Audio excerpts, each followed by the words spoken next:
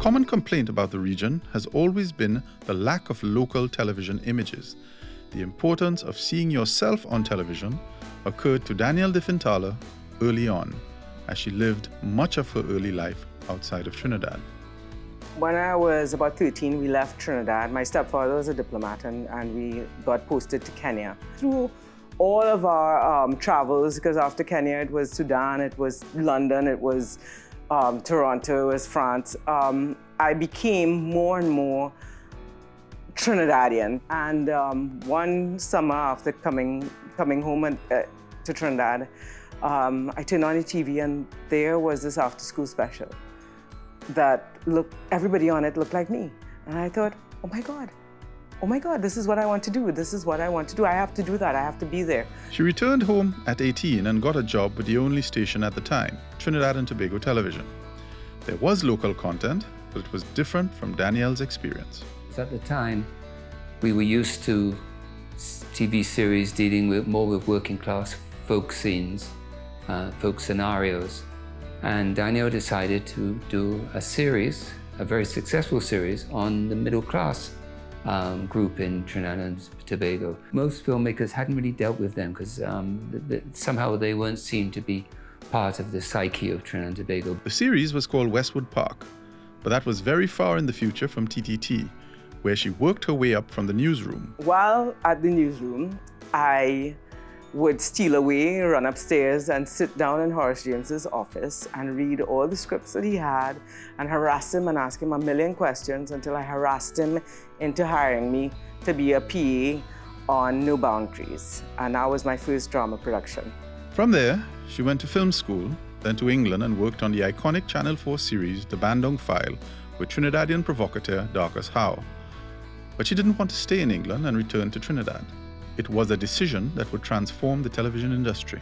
I was lucky enough to have met Georgia Popwell and Walt Lovelace, and we just all hit it off, and we decided as three young, impulsive people, we all decided, all right, you know what, we're going to form this company together, the three of us, called Earth TV, and we did.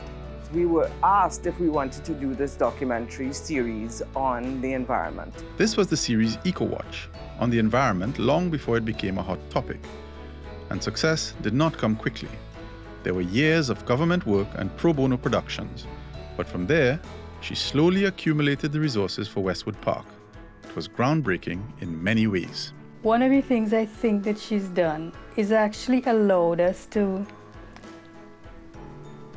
begin to see, or at least begin to allow Trinidadians to see themselves.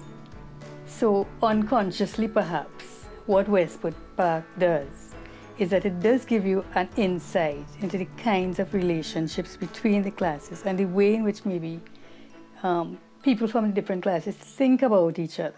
Westwood Park and other shows that Danielle produced reached far beyond Trinidad and Tobago. It reached throughout the Caribbean, Cayman, Bahamas, parts of Africa, and of course the United States.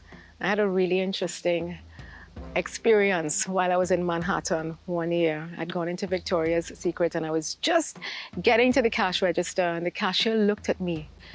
Oh my God, you are from Westwood Park. You are Tiffany. And she was so excited. And she said to me that she'd never been to Trinidad and Tobago. Her parents were both from Trinidad and Tobago and that they had told us so much about the country. And when Westwood Park came, it was an opportunity for her to connect with our culture. Television drama is very, very expensive. And that has put people off for many years.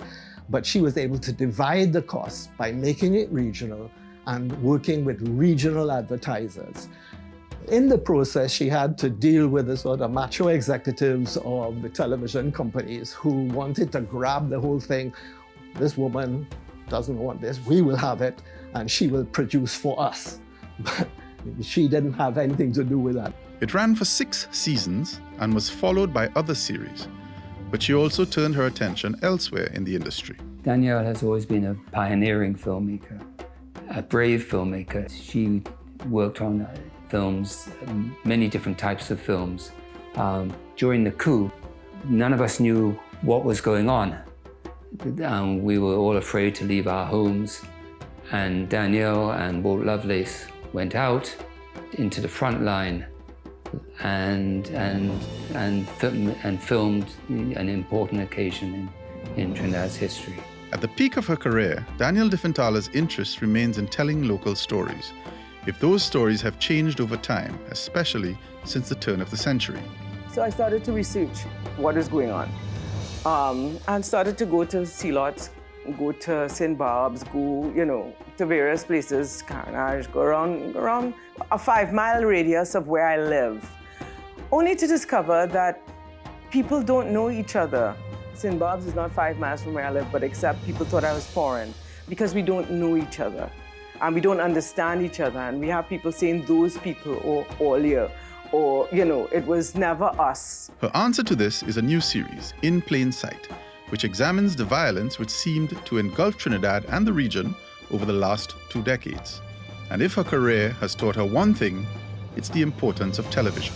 So I really think we, as a public-private sector, need to invest in images of ourselves, all kinds of images. If people are seeing behaviors expected of them in their society, in their environment, in their country, this is what we do. We sell the idea, and that's what you're doing. You're buying into an idea of how one must behave or can behave in a society. For these reasons, filmmaker Danielle Dieffenthaller of Trinidad and Tobago has been named the Anthony and Sabga Caribbean Awards for Excellence Laureate in Arts and Letters for 2019.